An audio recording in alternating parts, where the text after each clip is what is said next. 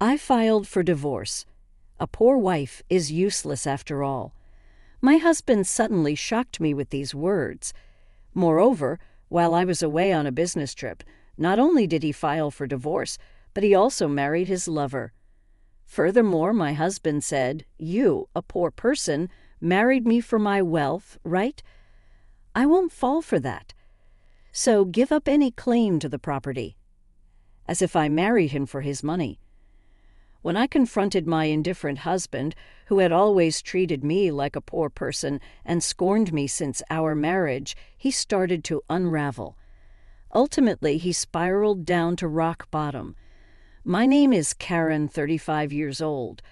My father passed away when I was in kindergarten, and since then my mother raised me and my sister by herself. I was grateful to my mother, but deep down, I always wished I had a father.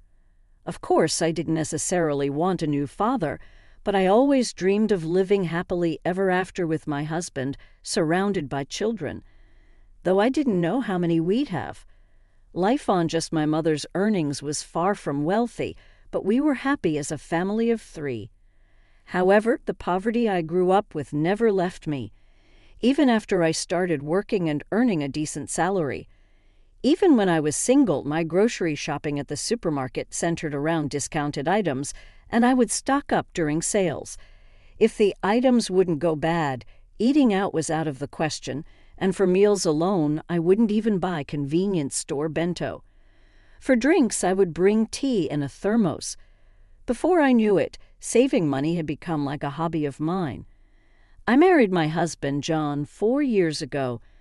We met through an acquaintance and hit it off.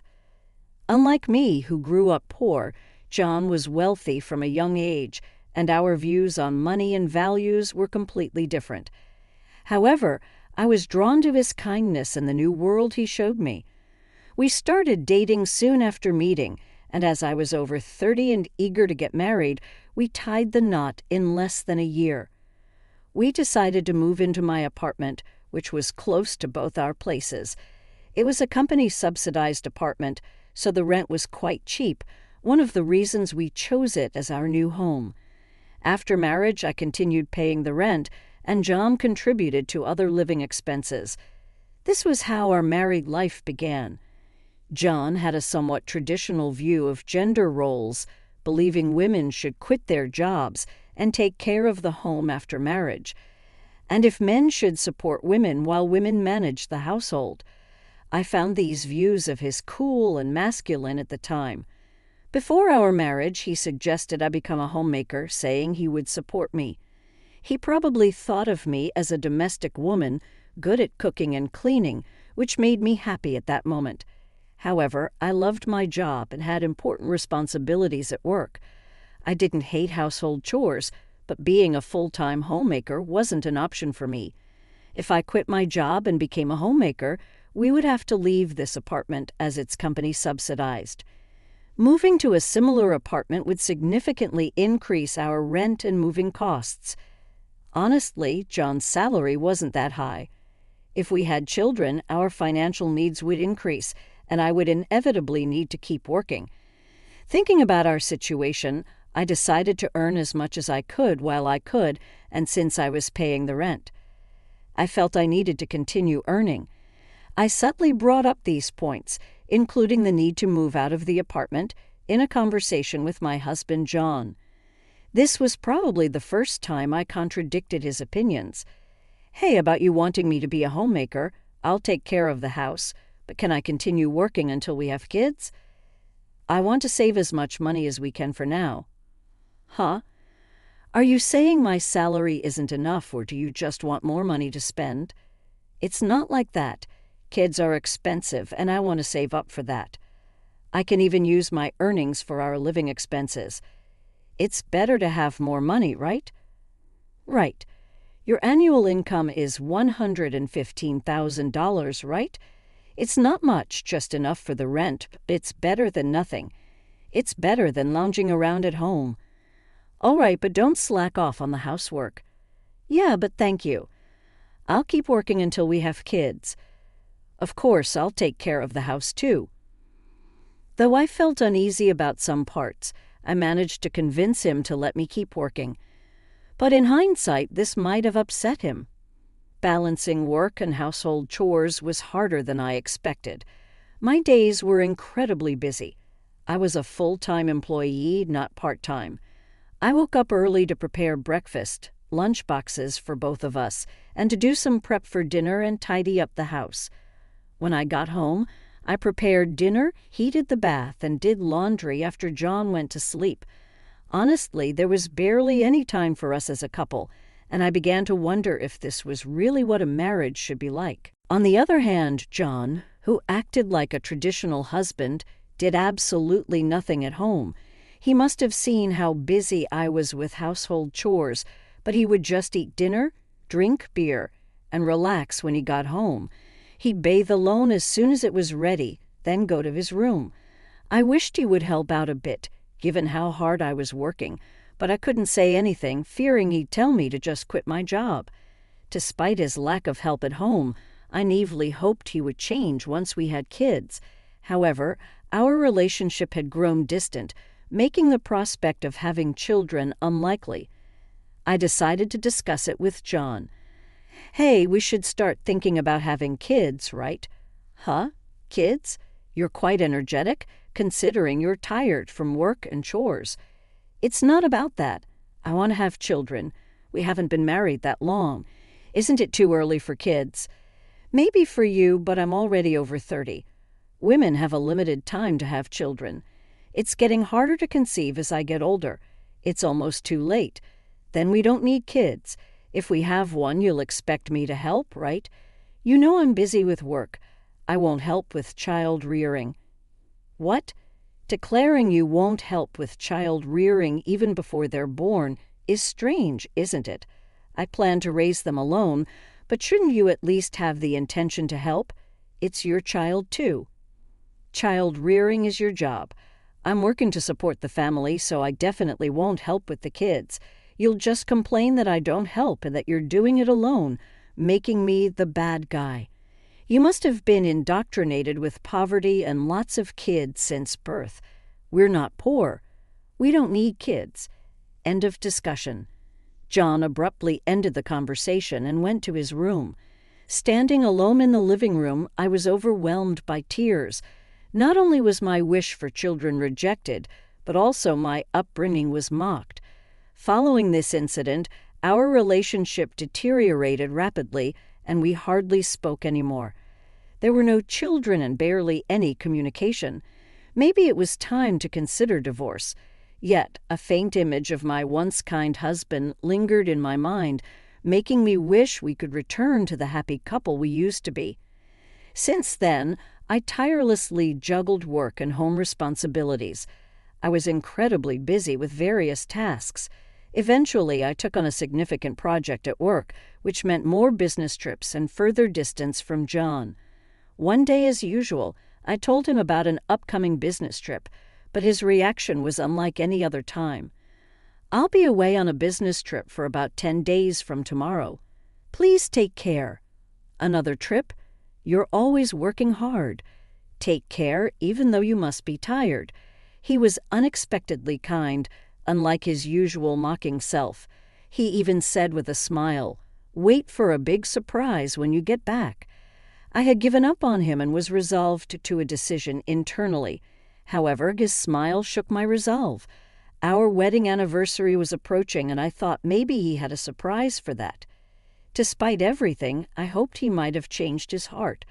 I even considered rethinking my stance if he had truly changed. However, my faint hope was shattered by a major incident when I returned home 10 days later. I faced the first surprise. The front door wouldn't open. The key didn't fit. As I struggled, John spoke from inside. "Karen, right? Surprised. This is the first surprise.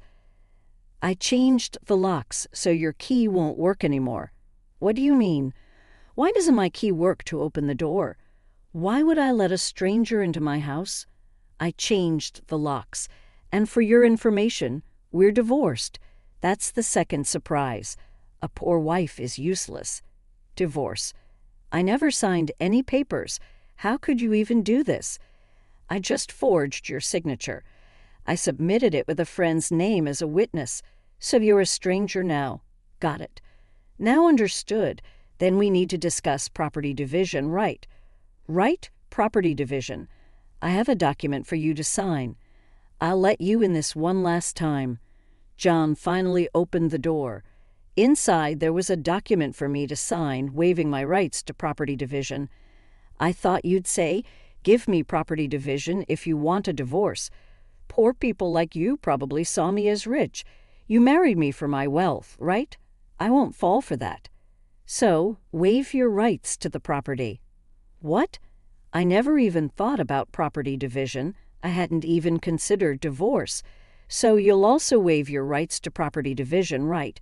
How much property do you think a poor person like you has? A few thousand in savings at most? I don't need that. I have more assets. So if anyone is doing the dividing, it would be me giving money to you, not the other way around. Don't you get it? Is that so? Well, that doesn't matter. Let's change the document to reflect mutual renunciation of property rights and make it a public document, I retorted stubbornly. Afterward, John redid the document on his computer, deciding to make it a public document. However, it would be some time before we could submit it. I decided to pack my things and leave the house for the moment. As I was leaving, he scorned me until the end. You are poor. I thought about throwing away your belongings while you were on your trip, but you barely had anything, always wearing the same clothes, typical of the poor. The reason my belongings were few at that time was deliberate, part of my plan. The only unexpected thing was John changing the locks without my knowledge. A few days later, as expected, in a panic, John called. Karen, what have you done? What do you mean? I haven't done anything. Why are you panicking? I have a lot of questions. First, I was told to leave the apartment. Oh, you were still living there. That's not allowed. It's a new month. You're trespassing. Trespassing? But it's my house. Are you okay? Did you forget that was a company apartment I rented? I was the leaseholder. So naturally you can't live there anymore. That's ridiculous. How could you do this? I can't believe you didn't know. I'm not the one who should be accused of doing things on my own. Didn't I tell you that you can't just change the locks of a rental apartment? It's my house. I can change the locks if I want. Didn't you listen? It was my lease apartment.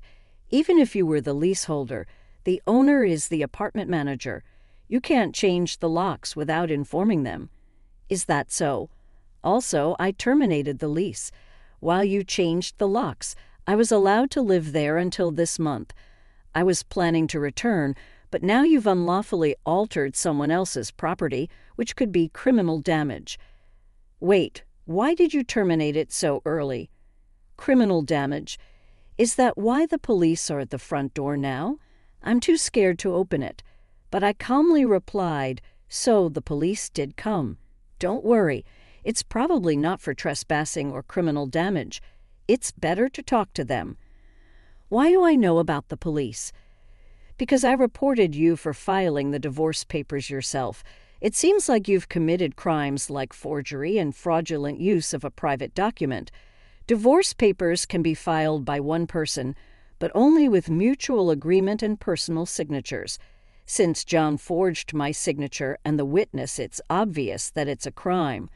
But he seemed unaware of his guilt. I continued pressing further. So the divorce papers you submitted are invalid, and your marriage with Susan can't happen either. How do you know about Susan? Did you think I knew nothing? I had a private detective agency thoroughly investigate your affair with Susan. It was a busy time at work, and coordinating with the agency was tough. Plus, you even held a grand wedding ceremony while I was supposedly on a business trip. Are you okay? Your business trip was a lie. Yes, I took leave from work, despite being busy, to do some research and prepare documents. I knew about you bringing Susan home. It would have been impossible to gather this evidence while working. After I revealed everything, John was speechless and seemed quite downcast, even over the phone. Then he pleaded with me, "Please don't tell Susan I'm divorced." Why would I? There's no such fact to tell, really. Thank you. Are you misunderstanding something? When did you become divorced? That fake divorce paper is invalid, remember. So legally, you're still my husband, not divorced. What? So since you committed adultery, well, legally my husband, Susan needs to pay compensation. I sent the demand for reparation to her house yesterday by express delivery. She didn't know you were married, right? Then I can't withdraw the claim at this point. I already knew Susan believed John was single, but I deliberately sent the reparation demand. Susan hasn't contacted me yet, so maybe she hasn't received the letter. It should arrive soon. Should you be on the phone with me when you also have to deal with the police? You're busy. I'll ignore the police. I won't be arrested. I'm going to Susan's house now to get the letter back before she or her family can accept it. He then hung up. He probably went straight to Susan's house to wait for the postman at the front door. I knew it would be futile because the letter was sent as registered mail to Susan only. Even if he waited for the postman, he couldn't receive it. A few hours later, a dispirited John called me. According to him, there was an incident when the postman arrived. Finally, I'll take that envelope. Who are you? You don't live here, right? I'm practically a resident here since I'm married. I have the right to receive the mail. I see, but I can't give you this envelope. It's registered mail for Susan only. What? Give it to me. Absolutely not. If you're so eager, ask Susan for permission. What's going on here? Oh, John, what's all this noise? What's happening?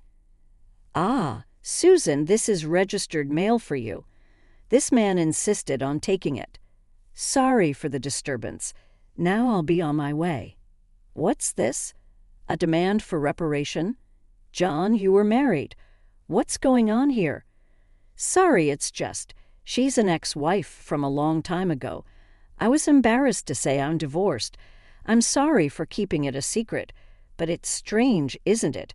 We haven't been dating long, and a demand for reparation. If you were divorced before we started dating, there shouldn't be any problem, right? Well, my ex-wife is crazy. Maybe she's demanding reparation out of spite because I got married. That was the excuse he gave, but such a lie was quickly exposed. The envelope included a letter I wrote along with my contact information, so Susan called me directly. In that call, I told her about the affair, the invalid divorce, and that they had a wedding ceremony while he was still married to me. Although they had a wedding ceremony, they hadn't submitted the marriage registration yet. John wanted to submit it on a good day, so it was still pending. He probably delayed submitting the marriage registration due to uncertainty about whether the divorce was finalized. After being exposed, John fled from Susan's house and shamelessly contacted me again. I still had something to tell him, so we agreed to meet at a nearby cafe. As soon as I arrived, John said, "Karen, please withdraw the reparation claim. Let's pretend we've been separated for a long time and officially divorced. Now I can apologize to Susan for being secretly divorced and maybe cover it up. You think I'm desperate to stay married to you. I was going to file for divorce anyway. But since you cheated, you'll pay reparation. Just trying to extort money from me, huh? Typical of the poor. You have such a poor heart. You're talking nonsense. Depending on my answer, everything can change. There's still an option where we don't divorce. If I say no, you can't reject it, meaning you can't marry Susan, and your marital status will be exposed. Fine, I'll pay the reparation. Just divorce me now. Sign here. Then about property division. How much more do you want to take from me? Reparation should be enough. Remember we agreed to waive property division, right? So let's make it official. All right, you're not as bad as I thought. Thank you. We then went to a public notary, made a public document for reparation and property division, and then to the city hall to submit the divorce papers, finalizing our divorce relieved. I exchanged final words with John. Glad we don't have to divide property. What are you saying? I'm the one who benefits from that. By the way, do you even have assets after paying me reparation? Susan will also claim damages. She mentioned charging you for the wedding expenses. That's impossible. I'm marrying Susan. She can't claim that. We're divorced now, so there should be no problem. Still living in a fantasy, you committed marriage fraud. You had a wedding while still married. You think Susan still believes you. A marriage fraud. That's ridiculous. Susan will believe me. Believe that if you want. I heard from Susan directly. Also, weren't the guests at your wedding paid actors? You still owe them. You knew about that. I haven't paid them yet. What does it matter to you? You could have just taken property division and been better off. That's what I wanted to tell you. Even if we had divided property, you would have benefited more. What are you talking about? Poor woman? Your family is poor, and you only make $15,000 a year, right? Even if you got a raise, it would be barely $20,000. You don't have any property. You keep calling me poor, so I thought you might be mistaken. Yes, my salary is indeed $15,000, but you know I work for a foreign company, right? It seems you have no interest in me. But I became a director of the American branch. It's not $115,000 per year, but per month. $155,000 per month. So that's an annual income of $1.8 million. You're still bad with numbers. How do you manage to keep a job? It's $180,000 a year. $180,000? That can't be true. Of course, I haven't had the chance to spend such an amount, so I've been saving it for the future. The savings from before our marriage aren't part of the property division, but there's still a considerable amount since our marriage, so I could have received half of that in the property division. You were my destiny after all. I'll get the divorce papers corrected. Are you okay? After all the contempt, you think I'd gladly undo the divorce. If you have that much money, you don't need to claim reparation, right? It's just a small amount for you. He who laughs at 1 cent will weep for 1 cent. This reparation is for the mental anguish you caused me. I'd like to claim more, honestly. And since we've made it official, make sure to pay it, even in installments. I'll be penniless. Also, don't go back to that apartment. Your belongings should have been moved to your parents' house by now. You thought I had few belongings, but that was because I had already moved. Most of them were you that indifferent to me. I can't have so little, so I have to go back to my parents' house. They don't know anything yet, do they? Let me explain. Don't say anything. I've already told them everything. It's only right to explain why we're divorcing. Oh, and your father said don't ever step over our threshold again, so I have nowhere to go. He collapsed and I left the cafe. Later, I heard he caused trouble at the police station. Despite my advice, he went back to the apartment. He sat there aimlessly in the empty apartment until the manager called the police, and he was taken away. I'm not sure if it was for obstructing public duties, trespassing, or for the falsified divorce papers. Eventually, his parents took responsibility for him. After talking with me and learning about Susan, they decided that apologizing and paying damages to Susan's family came first. They went to Susan's house to apologize, kneeling in front of her family. They settled everything without pressing charges for marriage fraud, even paying for the wedding expenses. I had expected them to sue, so it was disappointing they didn't. So I decided to pursue legal action against him for forging the divorce papers.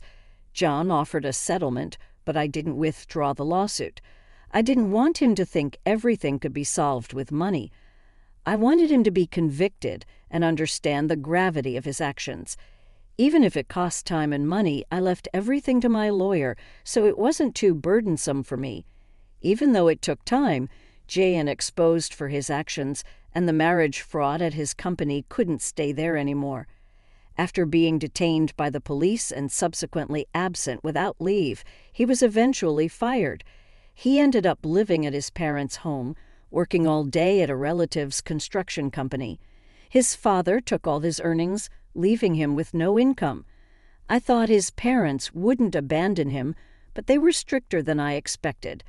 They paid my reparation and Susan's compensation, planning to make him work like a horse until he repaid everything. He lived in a shed-like place with no electricity, receiving only $5 per day for food, deducted from his salary. They planned to disown and kick him out once he's repaid everything. A harsh fate after years of hard work. I was offered a position at the head office abroad, so I moved overseas after the divorce was finalized. I worried John might come to me for help or harbor resentment, but moving abroad alleviated those concerns. I thought work would be my partner for a while, but soon I found a new relationship. I'm now dating a foreign executive at our head office, and I'm pregnant with plans to marry soon. I told him everything about my past and my ex-husband, and he's understanding. I'll take maternity leave and plan to return to work later, supported by him. He's enthusiastic about taking paternity leave and co-parenting, showing a different cultural perspective. After being tormented by my ex-husband, I finally feel I'm grasping true happiness and confidence in building the happy family I always dreamed of. Many suffer due to selfish spouses. While divorce isn't always the right choice, enduring silence isn't a virtue. It's important to know that honest discussions can lead to resolutions, and sometimes divorce